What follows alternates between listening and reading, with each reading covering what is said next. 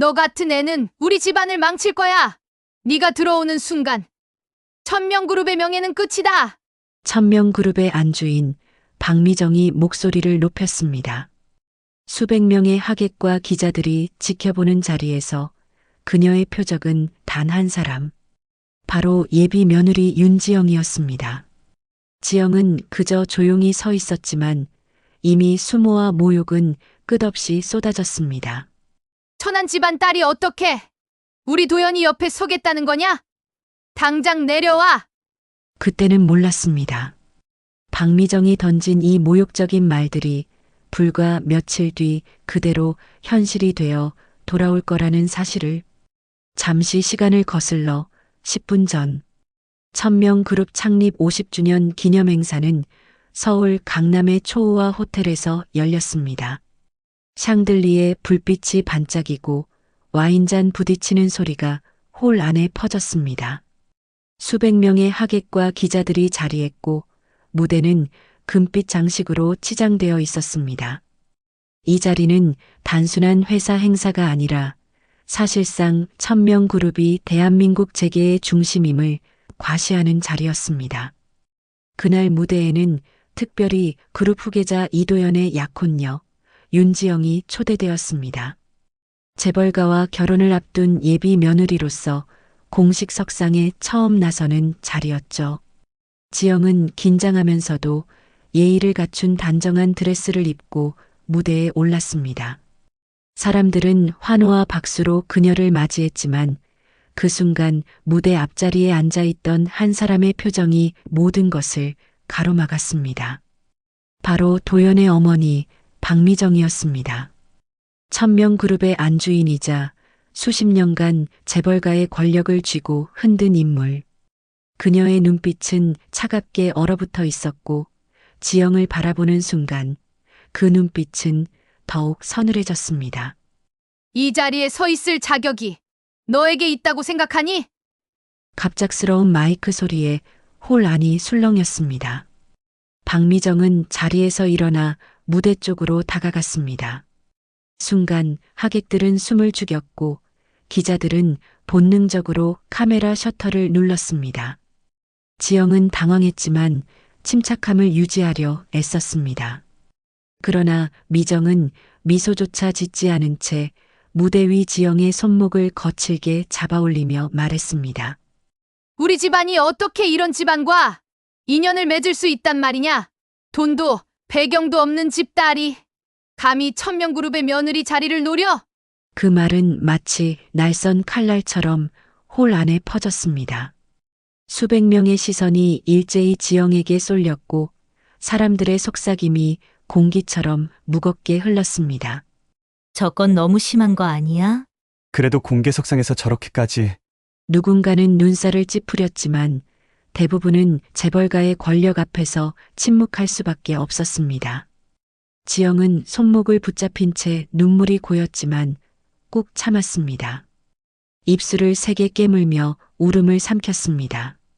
평생 기억에 남을 중요한 자리에서 온 나라 언론의 눈이 지켜보는 무대에서 그녀는 그렇게 공개적으로 짓밟혔습니다. 더 충격적인 건 신랑 이도연의 태도였습니다. 무대 옆에서 모든 장면을 지켜보던 그는 분명히 신부를 지켜줄 수 있는 위치에 있었지만 어머니의 눈빛에 눌려 단 한마디도 하지 못했습니다. 손을 뻗을 듯 하다가도 다시 움츠러드는 그의 모습은 지영을 더 깊은 절망으로 몰아넣었습니다. 너 같은 애는 분명 우리 집안을 망칠 거다. 내가 우리 집안에 들어오는 순간 천명그룹의 명예는 끝이야. 박미정의 마지막 말은 모욕을 넘어 저주에 가까웠습니다. 순간 플래시가 번쩍였고 수많은 기자들의 카메라에 그 장면이 고스란히 담겼습니다. 지영은 끝내 고개를 숙였습니다. 눈물이 흘렀지만 꿋꿋하게 무대에 서서 끝까지 자리를 지켰습니다. 그 눈물은 단순히 부끄러움이 아닌 모욕과 억울함의 눈물이었습니다. 그 순간 무대 뒤편에서 이 장면을 지켜보던 한 사람의 눈빛이 번뜩였습니다. 윤지영의 아버지 윤광호였습니다. 겉으로는 은퇴한 평범한 대학 교수이자 작은 무역업을 운영하는 사업가처럼 보였지만 과거 그는 대기업 비리를 파헤치며 재무저승사자라 불렸던 전설적인 기업 분석가였습니다.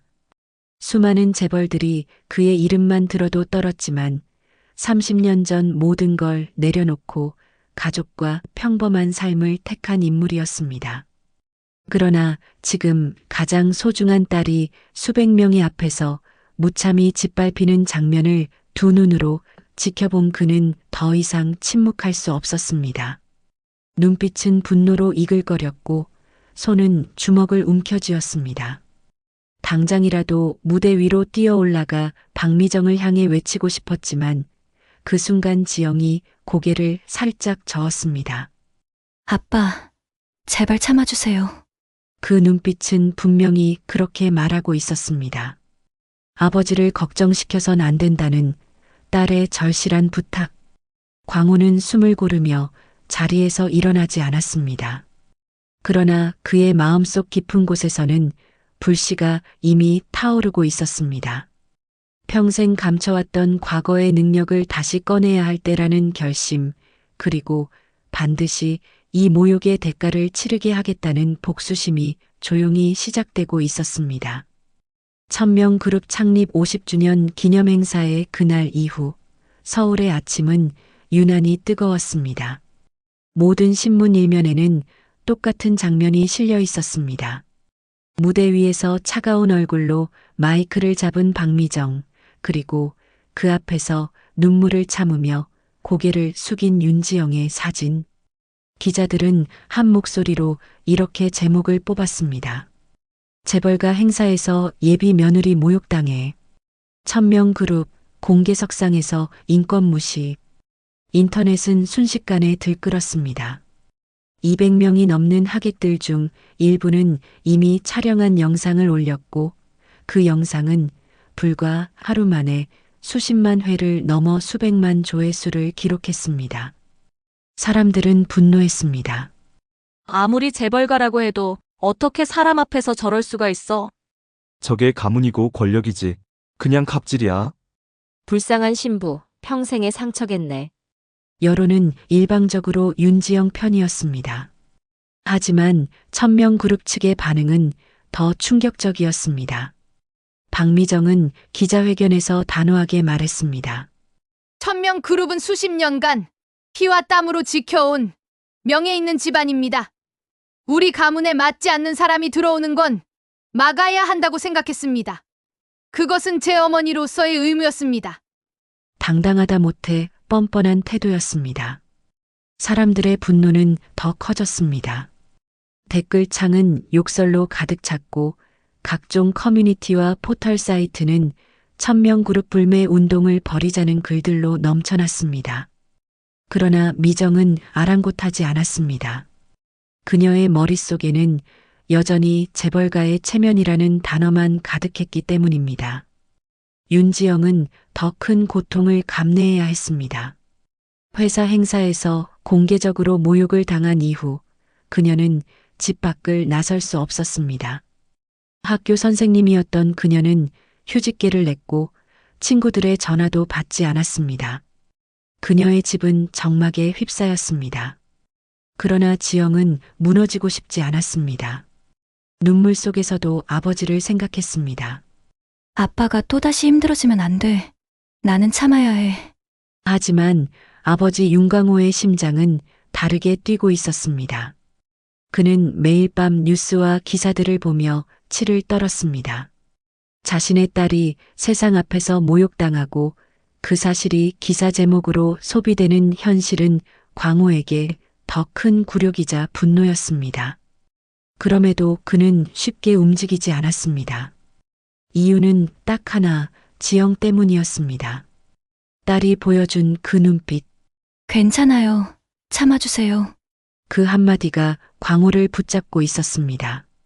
하지만 시간이 흐를수록 광호의 가슴 속에서 무언가가 꿈틀거렸습니다. 이때 도연의 태도는 사람들을 더욱 답답하게 만들었습니다. 그는 언론 앞에 한 번도 서지 않았습니다. 기자들이 예비 아내를 지켜줄 생각이 없느냐라고 물었지만 도연은 침묵했습니다. 회사 측에서 시킨 대로 움직이며 어머니의 그늘에 숨는 선택을 한 것입니다. 지영은 도연의 침묵을 누구보다 아프게 느꼈습니다. 그녀는 속으로 생각했습니다. 저 사람도 결국 어머니의 그림자에서 벗어날 수 없구나. 그 사이 천명그룹은 불매운동과 여론의 압박에도 불구하고 크게 흔들리지 않는 듯 보였습니다. 워낙 튼튼한 재벌가였고 오히려 박미정은 이럴수록 우리는 굳건해야 한다며 그룹 사람들을 다그쳤습니다.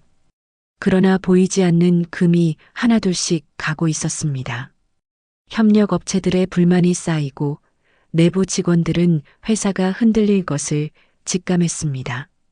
윤강호는 이 모든 과정을 조용히 지켜보고 있었습니다. 마치 바람 앞에 놓인 불씨처럼 그의 분노는 언제든 타올라 거대한 불길로 번질 준비가 되어 있었습니다. 그리고 결국 광호는 결심했습니다. 더 이상 참을 수 없었습니다. 딸의 부탁이 그를 붙잡았지만 이제는 딸을 지키기 위해서라도 움직여야 했습니다. 그는 오랜 세월 묻어둔 서류와 노트를 꺼내 들었습니다. 재무저승사자라는 별명을 남겼던 그 시절의 기록들. 그 순간 광호의 눈빛은 과거와 똑같이 날카롭게 빛나고 있었습니다. 세상이 알지 못하는 오직 그만이 할 수 있는 방식으로 천명그룹을 무너뜨릴 준비가 시작되고 있었습니다. 윤광호는 결심했습니다. 더 이상 참을 수 없었습니다. 천명그룹의 화려한 무대에서 딸을 짓밟은 그 장면이 그의 머릿속에서 단 한순간도 떠나지 않았습니다. 세상 사람들은 그 사건을 재벌가 며느리 모욕 사건이라 부르며 분노했지만 광호에게 그것은 단순한 사회적 이슈가 아니었습니다. 그것은 아버지로서 결코 용서할 수 없는 상처였습니다. 그날 밤 광호는 오래된 서재에 앉아 먼지 쌓인 서류들을 꺼냈습니다. 그의 책상 위에는 수십 권의 노트와 과거의 보고서들이 펼쳐졌습니다. 과거 그는 기업들의 재무 구조를 분석하며 감춰진 비리를 드러내는데 천재적인 능력을 보였고 그 때문에 재무 저승사자라 불렸습니다. 하지만 딸을 위해, 가족을 위해 그 길을 내려놓고 평범한 삶을 선택했었죠. 그러나 지금 그는 다시 펜을 들었습니다. 그리고 가장 먼저 떠올린 이름이 있었습니다. 바로 그의 오랜 동료이자 현재는 이름난 변호사가 된 정민호였습니다. 민호야, 내가 다시 그 일을 해야겠어. 이번엔 내 딸을 지키기 위해. 전화기 너머로 들린 광호의 목소리는 오랜 세월을 뛰어넘어 예전의 날카로움을 되찾고 있었습니다. 민호는 잠시 침묵하다가 답했습니다. 형, 설마 천명그룹을 건드리려는 거야? 그래. 내 딸을 짓밟은 집안이다. 내가 반드시 대가를 치르게 만들 거다. 민호는 깊은 한숨을 내쉬었지만 곧 결심했습니다. 누구보다도 광호의 능력을 알고 있었고 그와 함께라면 어떤 재벌도 두려울 것이 없었습니다. 며칠 후 광호는 한 통의 익명 제보를 받았습니다. 내용은 충격적이었습니다. 천명그룹과 거래하던 하청업체 대표가 광호를 만나고 싶다는 것이었습니다. 장소는 허름한 카페. 광호가 도착했을 때 중년의 남성이 불안한 눈빛으로 그를 기다리고 있었습니다. 선생님, 정말 믿어도 되는 겁니까? 당신이 가진 걸 보여주시오. 내가 책임지리다. 대표는 손에 들고 있던 서류 가방을 내밀었습니다. 그 안에는 불법 하도급 계약서, 대금 미지급 내역, 그리고 압박을 받았다는 정황이 고스란히 담겨 있었습니다. 그는 울분을 터뜨리듯 말했습니다. 저희 같은 작은 업체들은 목숨 걸고 일해도 대금을 못 받습니다. 조금이라도 문제를 제기하면 거래를 끊어버려요. 저희 직원들은 이미 다 흩어졌습니다. 선생님, 제발 이 증거로 그들을 무너뜨려 주십시오. 광호는 묵묵히 고개를 끄덕이며 서류를 받아들었습니다. 그것은 퍼즐의 첫 조각이었습니다. 며칠 뒤 또 다른 제보자가 나타났습니다. 이번엔 천명그룹 회계팀에서 일했던 전직 직원 송경이었습니다. 그녀는 처음에는 망설였습니다. 내부 고발의 대가가 얼마나 무서운지 잘 알고 있었기 때문이었습니다. 그러나 결국 그녀는 작은 USB 하나를 광호에게 내밀었습니다. 여기 비자금 장부 사본이 들어 있습니다. 저는 이걸 오래전부터 숨겨왔습니다.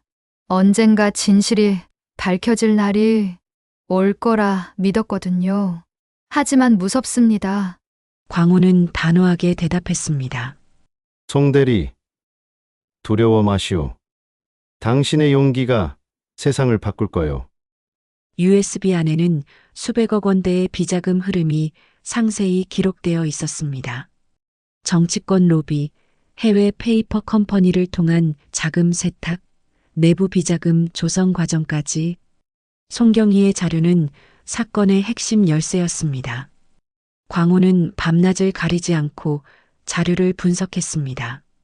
그의 책상 위에는 숫자와 그래프, 자금 흐름도가 빽빽하게 채워졌습니다. 그는 과거처럼 날카롭게 치밀하게 움직였습니다. 정민호 변호사 역시 법적 구조를 분석하며 빈틈을 채웠습니다. 그리고 드디어 퍼즐의 조각들이 맞춰지기 시작했습니다. 하청업체의 피해 사례, 송경희가 제공한 장부, 그리고 광호가 직접 파헤친 재무구조. 이 모든 것이 하나의 거대한 그림으로 연결되자 천명그룹의 민낯이 서서히 드러나기 시작했습니다. 그것은 단순한 부패가 아니었습니다. 권력과 돈으로 쌓아 올린 거대한 거짓의 제국. 그리고 그 중심에는 언제나 박미정과 천명그룹이 있었습니다. 광호의 눈빛은 흔들리지 않았습니다. 이제 마지막 단계만 남았습니다. 이 증거들을 세상에 터뜨릴 준비. 그리고 그날이 다가오고 있었습니다. 윤광호의 거실은 어느새 전쟁 지휘실처럼 변해 있었습니다. 책상 위에는 수북한 파일 더미와 빼곡히 채워진 메모지, 그리고 USB들이 흩어져 있었지만 혼란 속에서도 놀라울 정도의 질서가 살아 있었습니다. 각 증거는 퍼즐 조각처럼 정확히 제자리를 찾아가고 있었고, 광호는 마치 오케스트라 지휘자처럼 차분하게 그것들을 정리하며 마지막 순간을 준비하고 있었습니다. 그의 전략은 단순하면서도 치명적이었습니다. 한 번에, 동시에, 돌이킬 수 없게. 언론과 검찰 두 방향으로 동시에 증거를 터뜨리는 것이었습니다. 어느 한쪽만 움직였다면 천명그룹은 로비와 권력으로 사건을 덮어버렸을 것입니다. 그러나 양쪽이 동시에 움직이면 그 누구도 막아낼 수 없었습니다. 천명그룹은 반드시 무너질 수밖에 없었습니다. 정민호 변호사가 먼저 움직였습니다. 그는 과거 함께 일하며 쌓은 신뢰를 바탕으로 검찰 특수부의 한 검사에게 비밀리에 증거를 전달했습니다. 그 자료에는 비자금 계좌 추적 내역, 차명회사 설립 문건, 불법 하도급 계약서, 사본까지 포함돼 있었습니다. 검사는 처음엔 의심스러운 눈빛으로 파일을 열었지만 곧 눈빛이 흔들렸습니다. 그는 한 장 또 한 장 서류를 넘기며 얼굴이 점점 굳어갔습니다. 이건 장난이 아닙니다. 그룹 전체를 뒤흔들 수 있는 수준입니다. 이 자료가 사실이라면 검찰 내부도 술렁일 겁니다. 광호는 고개를 끄덕이며 단호하게 말했습니다. 사실이 아닐 수 없습니다. 저는 제 딸이 모욕당한 순간부터 이 집안을 무너뜨릴 준비를 했습니다. 단순한 며느리 갈등이 아니라 오만과 부패가 쌓아 올린 거짓의 탑이기 때문입니다. 같은 시각 광호는 또 다른 방향으로 움직였습니다. 오래전부터 친분이 있던 경제 전문 기자에게 방대한 자료를 건넸습니다. 기자는 자료를 받아들고 한동안 말이 없었습니다. 하지만 곧 서류 속 숫자와 증거 사진을 확인하자 얼굴빛이 바뀌었습니다. 이건 국가 경제 전체를 뒤흔들 만한 사건입니다. 그룹 하나의 문제가 아닙니다. 정말 공개해도 괜찮으시겠습니까? 광호는 조금도 망설이지 않았습니다. 이제 세상에 드러나야 합니다. 제 딸의 눈물은 단순한 개인사가 아니라 이 사회 전체가 외면해온 진실을 비추는 거울입니다. 그날 밤 대한민국은 충격적인 속보로 뒤집혔습니다. 긴급 뉴스 속보, 1000명 그룹, 수천억 원대 비자금, 정황, 포착 검찰, 정격 수사 착수. 화면에는 검찰 수사관들이 들이닥친 1000명 그룹 본사가 생중계되고 있었습니다. 번쩍이는 사이렌과 함께 수많은 경찰차와 검찰 차량이 건물을 에워쌌고 수백 명의 직원들이 혼비백산하며 밖으로 쏟아져 나왔습니다. 기자들의 카메라 플래시가 번쩍이며 현장을 밝혔습니다. SNS는 순식간에 폭발했습니다. 1000명 그룹, 며느리 공개 망신 주던 그 집 아니야? 결국 업보는 돌아오는구나. 이게 진짜 사이다 결말이지. 재벌 참교육 제대로 들어가네. 이 여론의 폭풍은 삽시간에 전국을 휩쓸었습니다. 1000명 그룹 내부는 아수라장이었습니다. 임원들은 서류를 끌어안고 이리저리 뛰어다녔고 일부는 파쇄기에 문서를 밀어넣다 카메라에 그대로 찍히기도 했습니다. 그러나 이미 늦었습니다. 송경이가 제공한 비자금 장부 사본은 돈의 흐름을 낱낱이 기록하고 있었고 하청업체 대표들의 증언은 그룹의 갑질과 불법 계약을 명백히 증명하고 있었습니다. 며칠 만에 검찰은 구속영장을 청구했고 1000명 그룹의 핵심 임원들이 줄줄이 수갑을 찬 채 호성차에 올랐습니다. 생방송으로 중계된 장면에서 번쩍이는 수갑, 고개를 숙인 임원들의 모습은 국민들에게 충격과 동시에 카타르시스를 안겼습니다.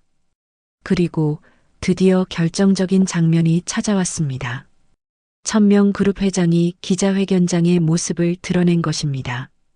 검은 양복 차림의 그는 떨리는 목소리로 억울함을 호소했습니다. 저희 그룹은 결코 불법을 저지른 적이 없습니다. 이는 경쟁사의 음모이며 사실 무근입니다. 그러나 기자들의 질문은 매서웠습니다. 비자금 장부에서 회장님의 친필 서명이 발견됐는데 어떻게 설명하시겠습니까? 불법 하도급으로 피해를 본 업체들이 이미 집단 소송을 준비 중인데 이 또한 조작입니까? 정치권으로 흘러간 수십억 원의 로비 자금은 어떻게 설명하실 겁니까? 회장은 입을 열지 못한 채 굳어버렸습니다. 이마에서 땀방울이 흘러내렸고 카메라 플래시 세례 속에서 그의 위상은 완전히 무너져 내렸습니다. 기자들은 더 이상 그의 말을 받아들이지 않았습니다. 그 후폭풍은 상상을 초월했습니다. 1000명 그룹의 주가는 연일 폭락했고 협력사들은 줄줄이 부도를 맞았습니다. 은행들은 대출을 회수했고 해외 투자자들은 잽싸게 손을 뺐습니다. 불과 일주일 전만 해도 국내 굴지의 재벌이라 불리던 1000명 그룹은 단 몇 날 만에 빈사 상태로 추락했습니다. 더 치욕적인 장면은 임직원들의 일상에서 드러났습니다. 한때 회사 로고가 찍힌 명함만 있어도 어디서든 대접받던 직원들이 이제는 비리 재벌의 하수인으로 손가락질을 받았습니다. 퇴근길 버스 정류장에서 들려오는 비웃음, 스마트폰 카메라에 몰래 찍히는 사진, 심지어 가족들에게까지 원망을 듣는 현실은 그들에게 지옥과도 같았습니다. 박미정이 감당해야 할 굴욕은 더욱 컸습니다. 재벌가 안주인이라며 그렇게 잘난 척하더니 결국 범죄자의 가족이네. 며느리 하나 못 받아들여서 결국 집안을 무너뜨린 사람이라잖아. 그녀는 집 밖에 나가지 못했습니다. 대문 앞에는 기자들이 진을 쳤고 일부 시민들은 분노의 계란을 던지며 고함을 질렀습니다. 평생 권위를 내세워 사람들을 짓누르며 살았던 그녀는 이제 사회 전체의 조롱거리가 되었습니다. 도연 역시 큰 충격에 휩싸였습니다. 그러나 그는 예전과 달랐습니다. 무너져가는 집안을 바라보며 그는 처음으로 자신을 돌아보았습니다. 나는 왜 침묵만 했을까? 왜 그녀를 지켜주지 못했을까? 그는 지영을 찾아가 무릎을 꿇었습니다. 지영아, 그때 널 지켜주지 못해서 정말 미안하다. 이제라도 내 삶을 새로 시작하고 싶다. 내가 용서하지 않아도 좋다. 다만 기회를 줘. 하지만 지영은 담담하게 고개를 저었습니다. 도연 씨, 이제 당신의 길은 따로 있습니다. 저는 제 삶을 살아가야 합니다. 당신도 어머니의 그늘이 아니라 당신만의 길을 가세요. 그녀의 목소리는 차갑지 않았습니다. 오히려 단단하고 따뜻했습니다. 그 순간 도연은 깨달았습니다. 그녀가 자신을 떠나는 것은 끝이 아니라 시작이라는 것을. 이제야 그는 진정으로 자신의 삶을 살아갈 준비를 하게 된 것이었습니다. 천명그룹의 몰락은 단순한 기업 스캔들이 아니었습니다. 그것은 오만과 교만, 그리고 사람을 무시한 대가였습니다. 국민들은 통쾌함을 느꼈고 언론은 이를 대한민국 재벌 역사상 가장 극적인 몰락이라 불렀습니다. 윤광호는 창밖으로 저무는 노을을 바라보며 조용히 중얼거렸습니다. 이제야 내 딸의 억울함을 조금은 풀어줄 수 있겠구나. 천명그룹이 무너진 지 불과 몇 달이 지났습니다. 그러나 대한민국은 여전히 그 충격에서 완전히 벗어나지 못하고 있었습니다. 언론은 연일 재벌가의 몰락, 대한민국 재계의 참혹한 반전 실화라는 자극적인 헤드라인을 내보냈습니다. 박미정의 오만한 발언과 그 발언이 무너져 내린 현실이 대비되며 대중의 조롱거리가 되었습니다. 사람들은 통쾌함을 느꼈습니다. 마치 오래된 응어리가 풀리는 듯한 해방감을 맛보았던 것입니다. 천명그룹의 몰락은 단순한 기업 스캔들이 아니었습니다.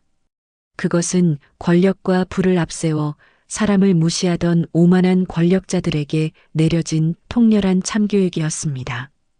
사람들은 이번 사건을 두고 재벌가의 몰락은 곧 교만에 대한 대가였다라고 말했습니다.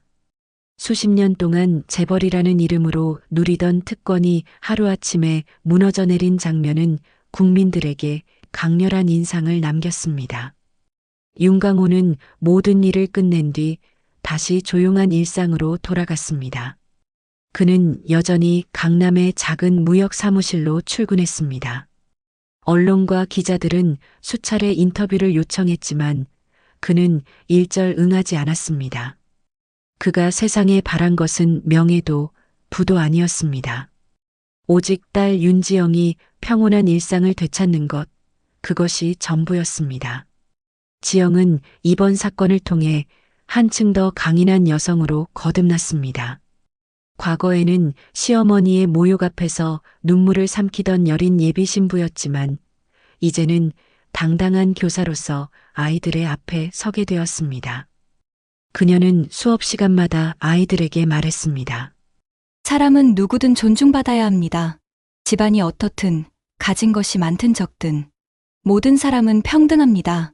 아이들은 그녀의 말에 귀를 기울였고 학부모들은 지영을 폭풍을 이겨낸 여자라고 불렀습니다. 이제 그녀는 더 이상 눈물 흘리는 여자가 아니었습니다. 오히려 세상에 용기와 희망을 주는 인물이 되었습니다. 그러나 도연의 삶은 정반대의 길을 걸었습니다. 천명그룹의 후계자라는 타이틀은 하루아침에 사라졌습니다. 재벌가의 이름은 사회적 낙인처럼 도연을 따라다녔습니다.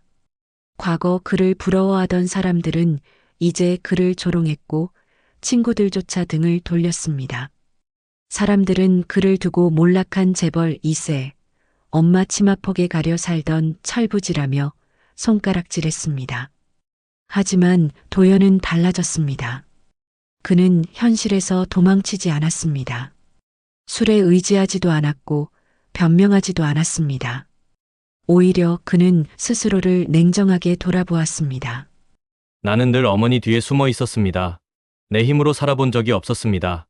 이제부터라도 달라져야 합니다. 그는 과거 누리던 임원 자리를 버렸습니다.